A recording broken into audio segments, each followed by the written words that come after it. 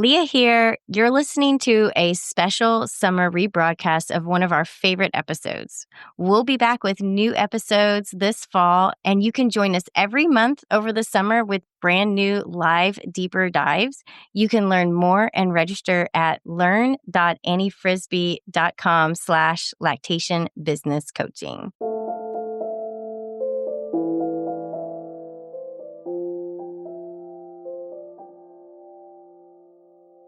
I'm Annie. And I'm Leah. And this is Lactation Business Coaching with Annie and Leah, where we talk about the smart way to create a compassionate and professional private practice. Let's dive in. Well, hey there, Leah. Hi, Annie. I'm so excited to be back with you again today. How are you?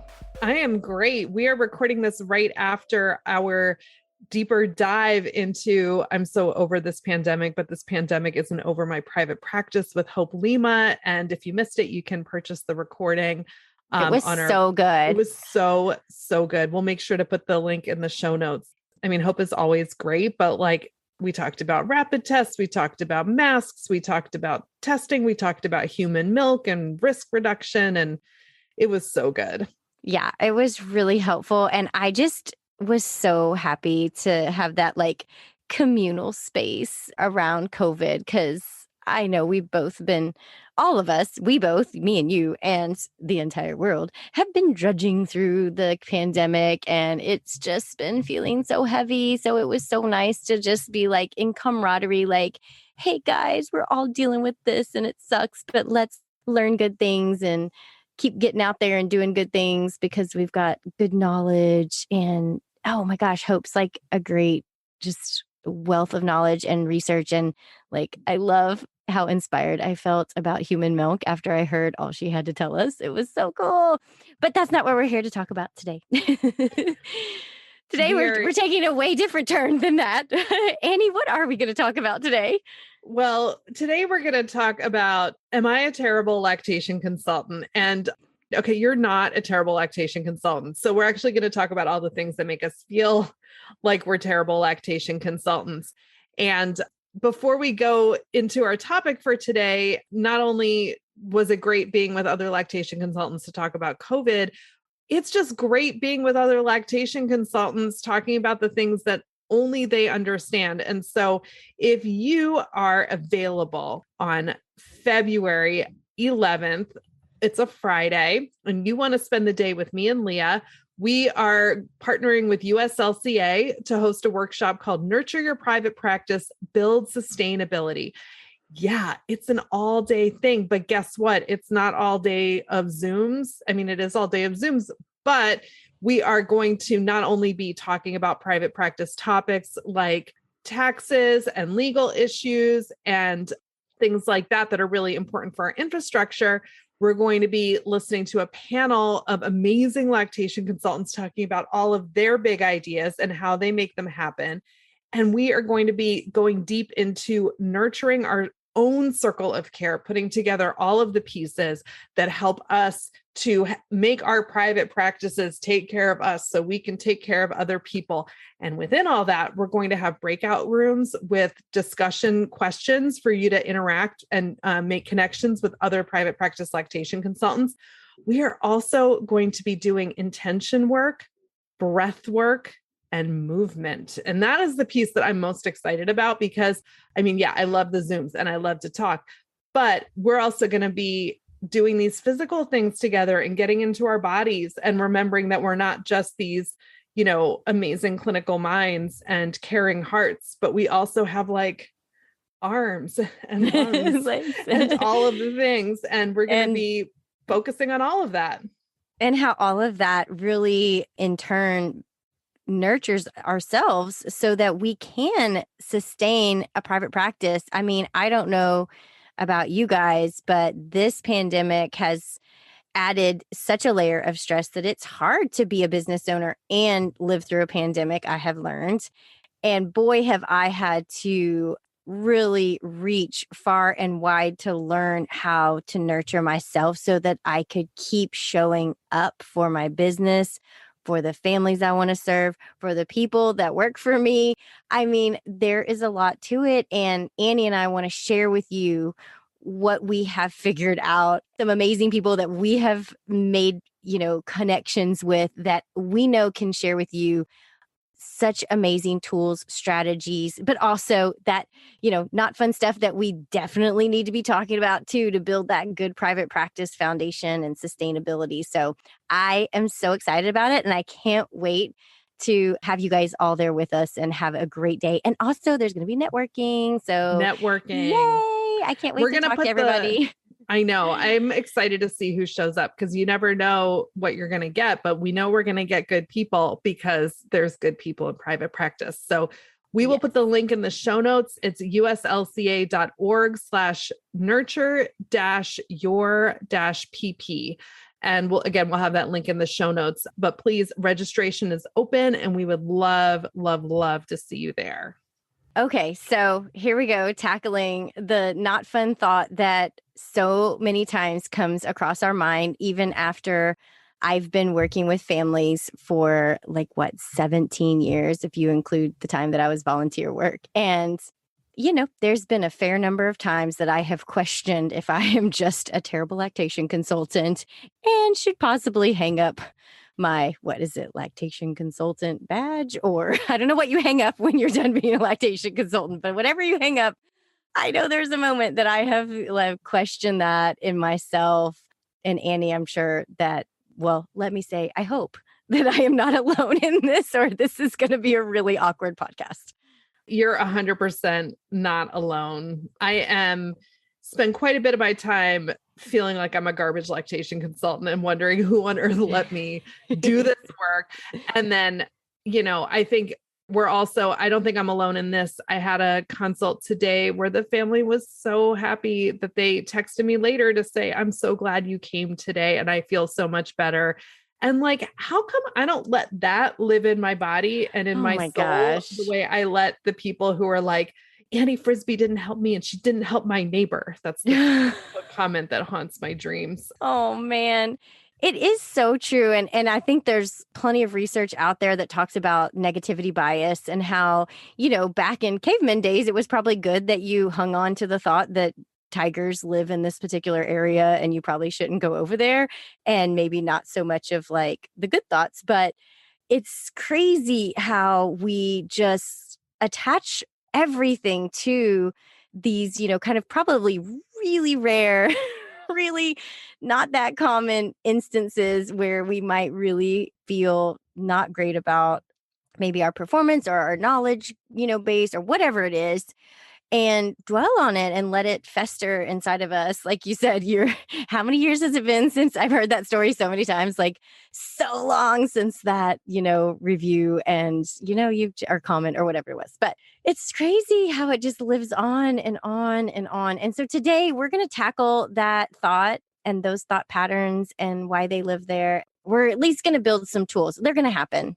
because we have negativity bias. So they're going to happen and we're all going to accept that. And we're going to learn how to tackle them in a couple of different ways, because I think that's so important. When we maybe dwell a little bit too much on them, we might show up from that place. And that's not going to help as many people as if we show up from the place that you left when you heard that wonderful comment today saying, thank you so much. You're so amazing. I'm so grateful for you.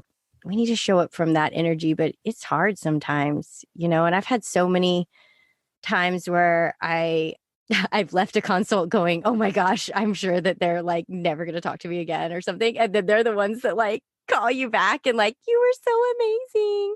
And I was sitting there for days, thinking I was horrible and they're so, probably didn't find it helpful or whatever. And all along, they were so grateful. Have you ever had that happen? I feel like that's the most frustrating thing. Yeah. And it's something that when I was researching a talk I gave recently about nurturing your private practice, and I was reading about burnout and in a book called The Resilient Practitioner. And it's for therapists, but there was a lot in there that applied to us. And the one thing that, resonates from that book with what you're saying is that in our work, we have a lack of closure.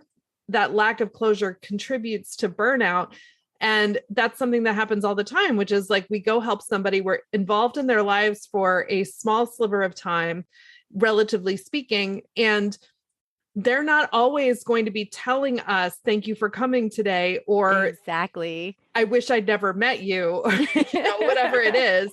A Right. lot of times they're like, in their hearts, they're so grateful we came, and then they go live their lives because we're not that important to them. And so we don't get to hear that feedback, positive or negative, that we need to process and assimilate the relationship that we created with them and the emotional investment that we made in them. And that is a really challenging part of the job. You do have to create that closure for yourself. Mm-hmm. And I think some of the things we're going to talk about today are going to help with turning what could be negative thoughts about the interaction that you had, or like the fact that like, I didn't hear from them, therefore they must hate me, which is where we Exactly. kind of default to, Every into time. something that is more productive. So tell us what the framework that we're going to be talking through today. Well, I dug up a couple of different strategies about negative thought patterns because that's basically what it is. I am guaranteeing that, or I guess I can't guarantee, but I can, with high likelihood, if you're listening to this podcast, you are not a terrible lactation consultant. You are investing in your knowledge base. There's probably 100 things that I could come up with, just not even with knowing you personally, that I know because of your actions, right? And so there's probably, like, I could sit here and say that about somebody else. I probably would have a harder time saying that about myself. So probably, so much of these things are not true thoughts. They might be negative thoughts, but we could also, not only challenge the thoughts, we could challenge the language we use around the thoughts. And we could also use the thought as a gold mine to dig into what's beneath it. So these are a couple of things that we're going to talk about today as we think through this thought. I'm a terrible lactation consultant, and it could be any version of that you feel yourself kind of coming to oftentimes. Before we go there, though, one thing is I do think it's helpful to have, like you were just saying, like some self-evaluation that helps you kind of know I did my very best. And one thing to always remember, like, we're human beings, and you are not going to show up as the most 100% person that you ever were on every single consult every day for your entire life. You have a life outside of consults. You have, things that might be going on in your body. You might have not slept well that night, blah, blah, blah. So there can be all kinds of things that make one consult feel like, oh my gosh, it's the best consult I've ever had in my entire life. And then the next one, like, wah, wah. But if you could have some metric for like, okay, I showed up. I was kind, I was compassionate, even though I didn't sleep but 4 hours last night. It's like I was kind, I was compassionate, I shared information, I made sure the door was open if they needed more help. Like, if you could say, what are your values when it comes to a consult? That's going to be your metric that you can walk out of the door and say, like, I am not 100% today, but I know that I hit my metrics for myself, and then give yourself a pass. Like, who cares if you weren't like the perkiest, bubbliest human that ever existed during that visit? You were just what you needed to be today, and you showed up and you hit your metrics for what is a good lactation consultant. And then you just keep doing that day in and day out. And we're human, and you don't have to be perfect. If anybody hadn't told you, you don't have to be perfect to be great and good and wonderful.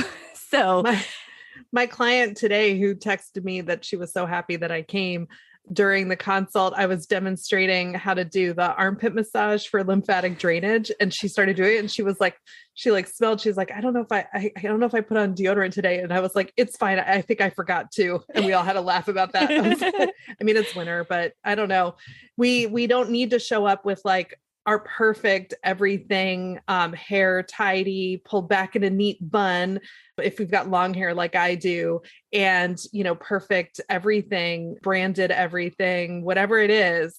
Did you show up, and were you present in the moment with that person in a real way? Were you authentic with them?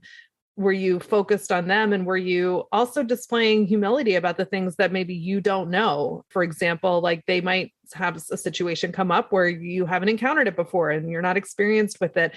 And were you able to respond honestly and say something like, I've never seen that before. Let me get you more information about that. That's what I think, you're getting at when you talk about not being perfect. Are you being real? And are you Yeah. bringing all of your skills and all of your humility to your encounters with your clients? Yeah. And just, I want to recognize that like, there's going to be ebbs and flows. There's going to be good days and bad days. But I think if you're anything like me, and I don't know, maybe you guys aren't like me, but like on the days where I know I'm not feeling great, like maybe I didn't sleep great, or maybe, I've had some other thing that's just really weighing on my mind.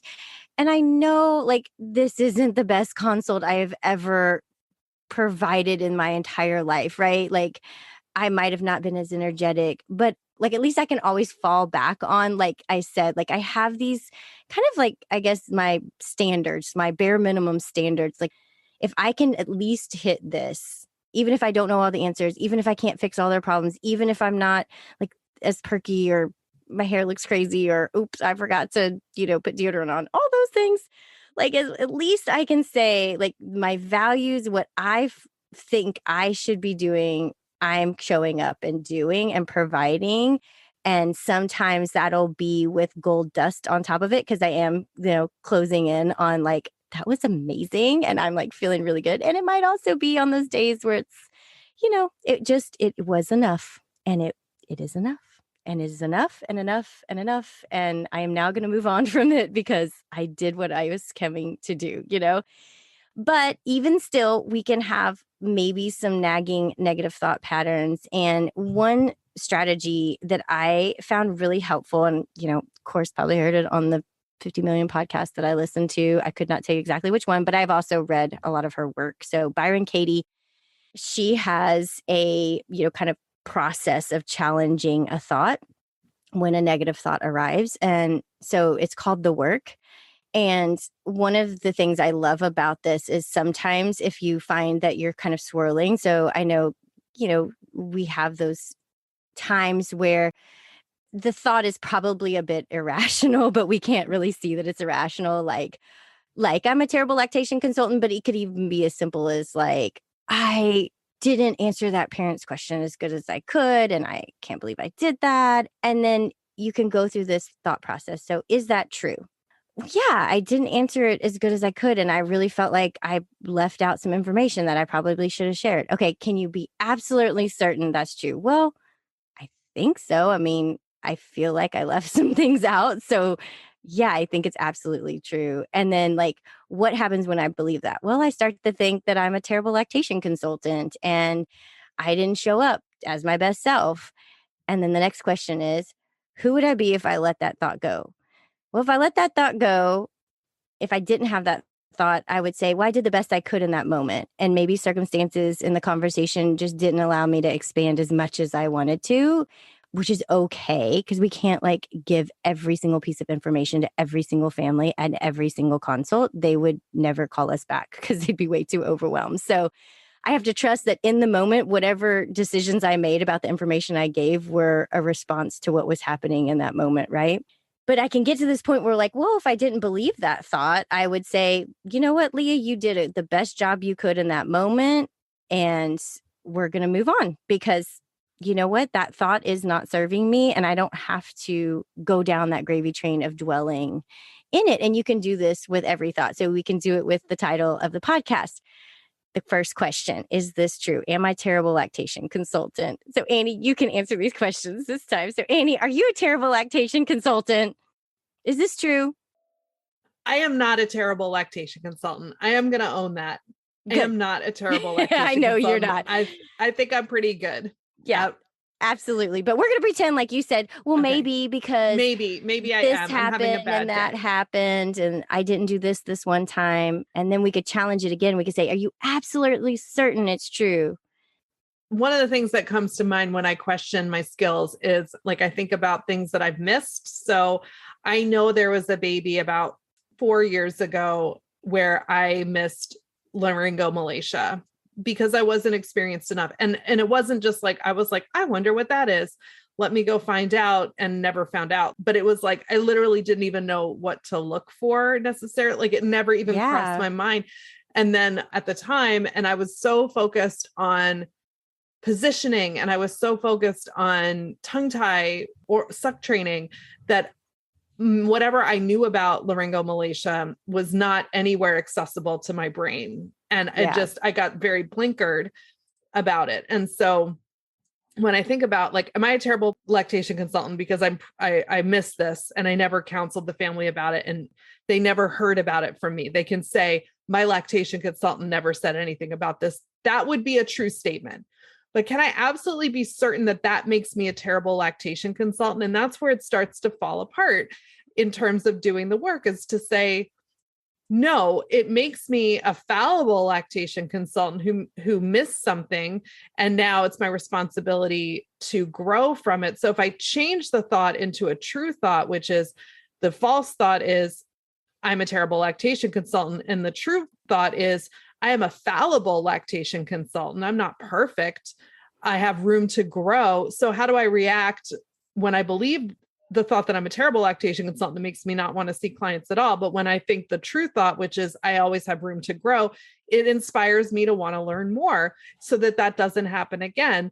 There might even be room in there where I might, not in this particular situation, but there might be other situations where there might be something where I would go back to the client and try to like say, look, I missed something. Can we talk some more? Whatever it is.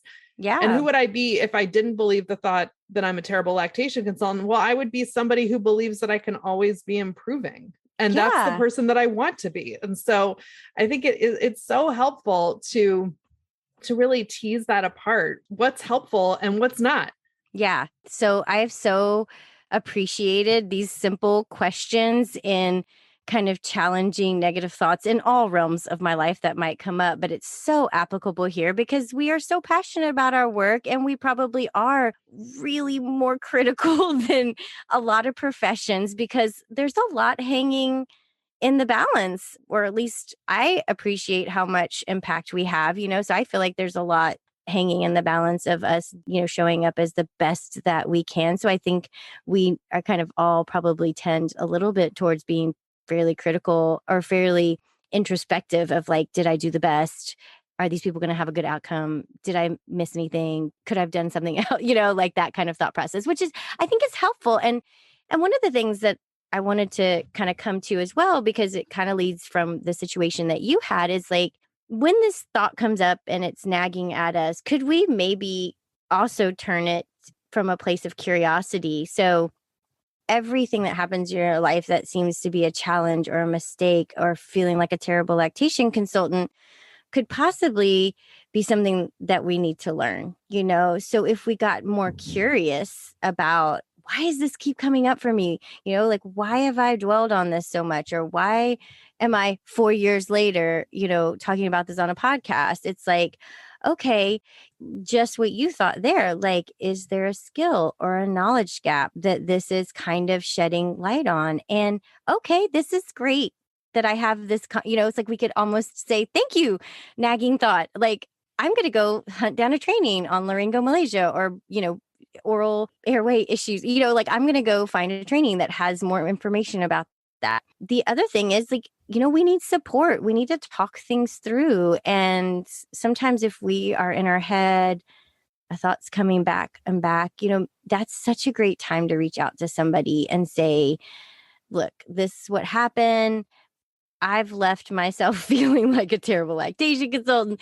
Can you just talk through this with me? And maybe they can help shed some light on something you could have done differently or something you might not have known about yet. Just like you, like there is no way every lactation consultant can know all the things. Like that is one thing I am for certain. I will, until the end of my days as a lactation consultant, will never know it all. And I feel like the list of conferences and classes I want to take prove that because I have like a never ending list of like trainings that I want to take. So I know there's always room to grow, but we might help ourselves by, instead of beating ourselves up, try to get curious about what is this, kind of shining a light on for me.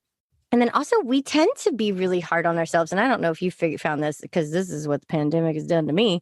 Really hard on ourselves when we're in burnout, when we're in overwhelm, something that we might have been like give ourselves a lot of grace for on a normal time in our lives, if we're coming from a place of like empty, burnout, overwhelm, we're going to be showing up for ourselves being that like really rude voice that's like, oh my God, you're so terrible. Why can't you get it together? Why is your life more organized? Blah, blah, blah, blah, blah, you know? And I know that's like super true for me. And I've become way more aware. Do you find that? Like, I just know I'm so much meaner to myself when I am like burned out or overwhelmed. Is that the case for you, Annie? Definitely. It's where I start, feeling like all I can see about myself are the places where I feel sloppy or I cut corners or where I know, like, I'll say, like, was I really giving as much energy as I should have been giving? And I just really start to beat myself up. And it's that, all of my flaws, and it's not wrong to recognize that you have flaws. Like nobody has, like you said at the beginning, nobody has to be perfect, but like they just get so amplified where I start to think like, oh yeah, that's all people see when they look at me, is they see all the things that are wrong with me. And that's not a true thought. I mean, I hope it's not true that the people that love me are just staring at me, thinking about all the ways that I fail them on a daily basis. Oh my gosh. It does feel like that when you're burned out though, man. When you're buried under it, you're just like pouring gasoline on the burnout fire. Like it's so bad. It's so bad. It's like poking a bruise too. When you're in that negative place, it can kind of feel like you just want to keep like punishing yourself, like, yeah, I am terrible. Yeah. And not stopping and saying, no, I'm not terrible. I'm tired. Yes. Like we don't recognize it for what it is. Like, yeah. And I think that is so, so important that we extricate ourselves from the position of punisher.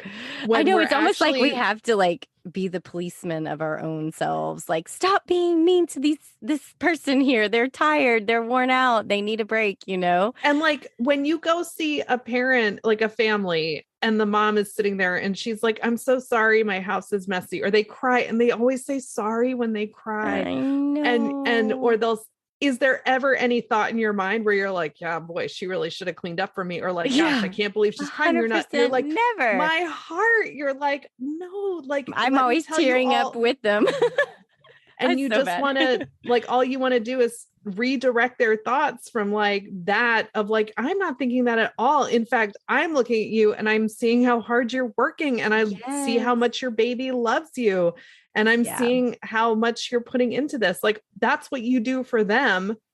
So do it for yourself. Exactly. Like sometimes we need to be our own, like that version of lactation consultant for ourselves. And I think it's so fascinating how the human brain doesn't default to that. I think that's so frustrating. And I'm sure there's like psychologists could tell us all the reason why that doesn't actually happen. But I think we do really default to that. And the more tired we are, the more our brain doesn't work. So we can't even call in these resources. So just to recap, like, okay, we could do the work. That would be one strategy. You could also see if maybe this thought is because there's a knowledge gap or something. Get curious with some questions like, is there something I need to learn? Is there somebody I could reach out to and talk to?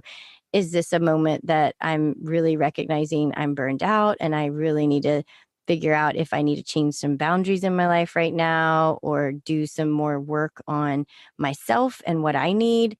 And then from there, I think the other thing that you can always do is just challenge the language. And you really pointed to this in the beginning. I loved it so much because you like bringing it all home. That in the beginning, you said, wait a second, I'm not a terrible lactation consultant. My truer statement is I'm a fallible lactation consultant that can learn more. And that's something that we can always kind of turn the tide of, like, if you hear a statement that just feels shockingly not accurate, you're like, okay, nobody, like, that's just like so far beyond like accurate, but maybe you could come a little bit kinder and then a little bit kinder to yourself. So you might not be ready to jump all the way into like, I'm the best lactation consultant on the planet. Like, we probably aren't quite there if you're already dwelling in this other thought, but you could maybe bring it a little bit closer, or something that feels more true, not quite so like just stabby, like I'm just doing this to be mean, I think that's hard sometimes because sometimes we just might not even have the language. And that's where, like, talking to somebody, I know I've reached out to you before. I've reached out to other lactation consultant friends and just told them the situation. And gosh, sometimes it's so helpful to somebody reflect back, like, Leah, that was crazy hard situation. Like, I don't think anybody would walk out of a consult that happened and be like, oh, this is the best thing, like Leah is actually a terrible lactation consultant, or like they could have walked out and been like, I would have taken care of that. No problem. You know what I mean? Like most of the time when someone reflects back to us, it's like, oh, yeah, you're right. So we might be able to do some of that for ourselves too. Has there ever been a time where you've reached out to somebody that you trust who knows our work to tell them, gosh, I'm in a really bad place about something that happens today? Has there ever been a moment where that person was like, yeah, Leah, you're 100% right to be in a bad place about that. In fact, I think you need to stay there for the rest of the evening. Whatever fun plans you had for yourself with your family, they're canceled because Right. I need you to just sit in your terribleness. That's the most important and valuable thing you could do for yourself in the universe. Is no, we're like, oh my gosh, Leah, that sounds really stressful. And I'm so sorry that happened to you. And here's something that you can do to help yourself feel better. Or, oh yeah, actually you could share this link with your client. I came across it the other day and this would be really helpful. When you're helping a friend who's in a hard place, you're always there to, or a client, validate what they're feeling, hold space for them, empathize with them, and then just give them some helpful information. And then like reinforcing how hard they're working at whatever it is they're working on. We can do that for ourselves, but you also don't have to do it for yourself because you can find somebody that will do it for you. Or that can be something, if you like to journal, that's a place, those are good question prompts for journaling. But, having a friend that can just help you reflect through those questions when you're in that place, it's so great. I know. And I think it's so important for us to talk about these kind of like not as much fun to talk about sides of lactation practice that you don't, like you said from the beginning, like you don't get closure, you don't always hear back. You might be in a situation that you can't, quote unquote fix. You weren't granted the magic booby fairy wand. And it's hard work and it does really work over our psyche in so many ways that can be really detrimental. But also when we can talk about how hard these situations are and really make sure that the tools that could be helpful are out there in the world. That's what motivates me for our podcast and talking about some of the hard things that we end up talking about is because I'm like, we need to get this out there that this could be something you come across sometime in your journey and you don't have to dwell in it. Like there's ways to work through it and ways to maybe not be so hard on ourselves. So I just want to remind you guys, like, if this thought ever comes into your head, let's first like challenge thought and maybe do those 4 questions if that's helpful to you. And then you might get curious, what is this thought showing up to teach me? And you can even thank the thought, be like, you know what? Maybe I should turn the tides and say, thank you, thought. Like, I actually wanted to take this class. And you know what? This is my motivation now. So we could get curious and thankful. And then we could always reframe it, rephrase it, try to change the language because your brain actually believes what you're saying, which is the sad thing. So the more we say that statement, the more your brain might believe it. And like I was saying from the beginning, you end up showing up from that place. And we want to show it from a good place. So just changing your language like Annie did and rephrasing it. It might not be that you're rephrasing it to something your brain isn't going to believe, like, I'm the best lactation consultant that ever existed.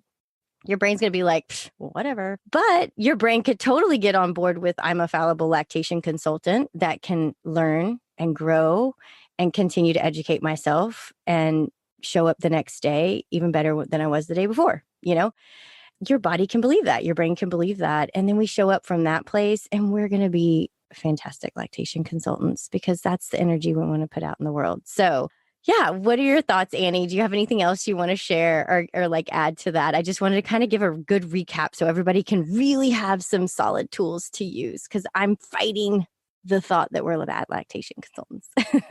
I think that the stigma of self-criticism is not it's not what it used to be. Like, I do think that there was a time where, you really had to like show the world like this confidence and this, like, I can do this. And I think it's okay to say, like, I can't do all the things, and I'm not always going to do them perfectly. And that's in fact what makes me like somebody that is worth having in your life, because I'm not going to try to like be perfect. And I mean, that was like probably a really like gross generalization of everything Brene Brown has ever written. But Right. That was awesome. yeah, but I mean, it's really true. And there's so much value in being able to show up as that vulnerable self, and to be able to really be self-reflective about these situations that you find yourself in, and knowing that sometimes you're going to have a negative thought that does teach you something, Yeah, where you're that's why like, you I gotta did get make a curious. mistake. I mean, Yeah. I've had those too, where I'm like, yeah, I did actually mess that up. And you don't always get a chance to make it better for that specific client, but you do get a chance to make it better in your life by doing better and learning more and pushing yourself and learning what you're supposed to be taught by this negative situation. And then there's other thoughts that are negative that are just there to distract you and keep you from doing the work that you're supposed to be doing. Yes. Remember, these hold you back. These can be limiting beliefs, and we're not going to. And they can keep you from enjoying the rest that you've worked so hard for. Yes. Like, don't let that take away your nap or your reading time or your, the time if you want to spend some time just like staring at your phone, and these negative thoughts are taking away your staring at your phone time. What? Not cool. No way. No way. It's so true. Well, I'm so glad we got to have this conversation, and that we are breaking the chain of people, allowing these negative thoughts to be in their head, because that way we can create even more powerful impact on the families that we serve when we really challenge these thoughts and get curious and rephrase it. So we're going to be doing so much of this at the USLCA workshop on February 11th. Brandy Mitchell, who's one of our speakers, is doing a full hour on nurturing your circle of care. And she is a nurse coach who we've had on our podcast, and also as in a deeper dive in our archive, presenting about self-care. And she's just going to really take it even further than she has in the past. But you can get a taste of Brandy now by looking at our deeper dive with her, the podcast episode we did with her, and then join us in just a few weeks, and check that link in the bio. And we hope to see you there. And until then, it's been great talking to you, Leah. As always, Annie. Talk soon. Bye. Bye. If you enjoyed today's episode, please share it with a friend and leave us a review. Be sure to hit that subscribe button so you never miss an episode.